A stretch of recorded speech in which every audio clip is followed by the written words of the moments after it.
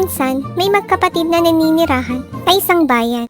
Ang isa ay mayaman at ang isa naman ay mahirap na walang ibang pinagkakabuhayan kundi ang pagtatanim ng kalabasa.